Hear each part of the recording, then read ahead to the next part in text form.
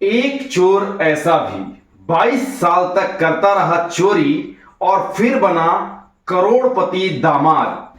नमस्कार दोस्तों, मैं हूं चंदन और आज मैं आपको एक ऐसे शख्स की सच्ची कहानी सुनाने जा रहा हूं जिसने 22 साल तक सिर्फ चोरी की, लेकिन इतनी होशियारी से कि वो करोड़ों का मालिक बन बैठा।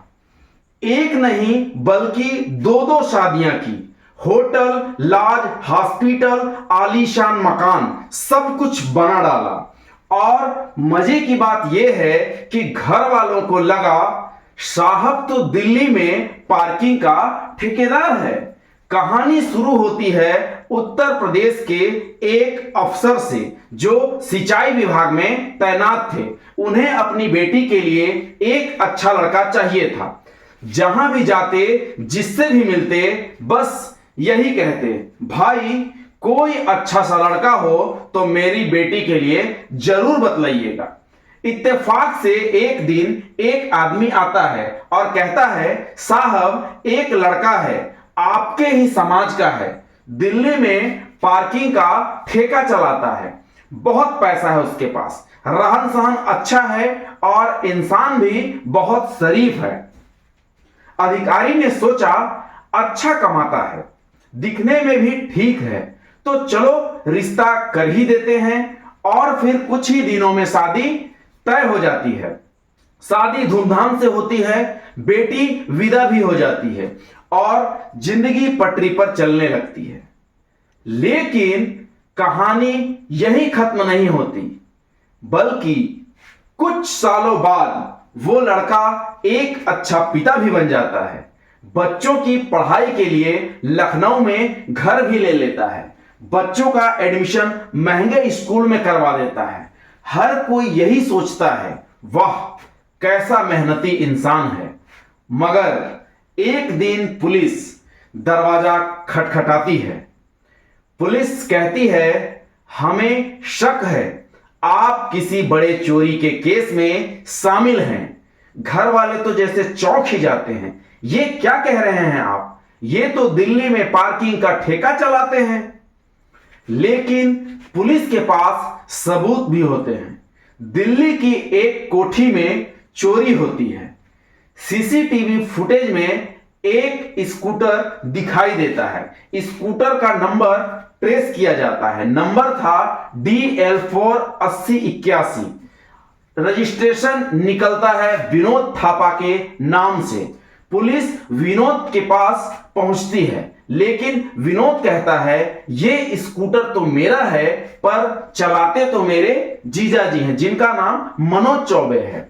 अब यहां से कहानी में टर्न आता है, क्योंकि पुलिस जब मनोज चौबे की असलियत निकालने बैठती है तो जो निकलता है असलियत वो सबके होश उड़ा देता है।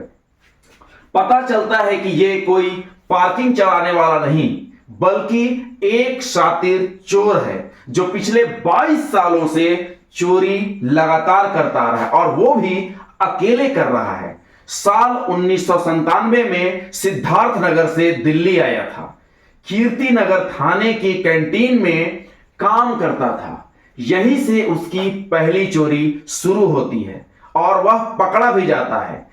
जेल से बाहर आता है, लेकिन जब बाहर आता है तब वो तय करता है, अब मैं सिर्फ और सिर्फ चोरी ही करूंगा, और वो भी सिर्फ बंद कोठियों में। उसने एक टेक्निक बना ली थी। अगर किसी घर के बाहर अखबार कई दिनों से पड़ा मिले, मतलब कोई घर पर नहीं है, अगर पौधों में पानी नहीं डाला गया है, बेलें पूरे घर को ढक रही हों, या फिर साफ सफाई ना हो रही हो, तो समझ जाओ ये घर निशाना बनने वाला है। इसने दिल्ली की 5 कॉलोनियों को निशाना बनाया। Model town, Rohini, Pitampura, south Delhi. 200 से ज्यादा चोरियां की और हर बार नाम बदलता रहा। कभी राजू, कभी जीतू, कभी राकेश, कभी विक्की। पुलिस को हर बार चकमा देता रहा। और इस चोरी के पैसों से क्या किया, नेपाल में होटल खोल लिया, सिद्धार्थनगर में हॉस्पिटल बनवा दिया, लखनऊ में पत्नी और बच्चों के लिए मकान खरीद लिया, एक लॉज भी बनवाया अपनी बीवी के नाम से। लेकिन किस्मत हर बार साथ नहीं देती। आखिरी चोरी में जब वो एक कोठी में घुसा तो दरवाजा तोड़ते वक्त खुद ही घायल हो गया और ऐसा हुआ कि वह बेहोश होकर गिर पड़ा और वहीं से उसके पतन की शुरुआत हो गई।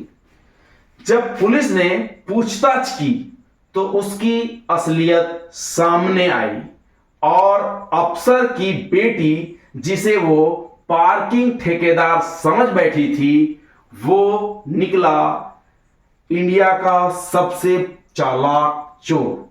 2 शादियां, 2 अलग अलग जिंदगियां, एक करोड़पति चोर जिसे कोई शक तक नहीं कर पाया था। तो दोस्तों, इस कहानी से एक ही सीख मिलती है, रिश्ता करते वक्त जात पात, रूप रंग या पैसों को मत देखिए।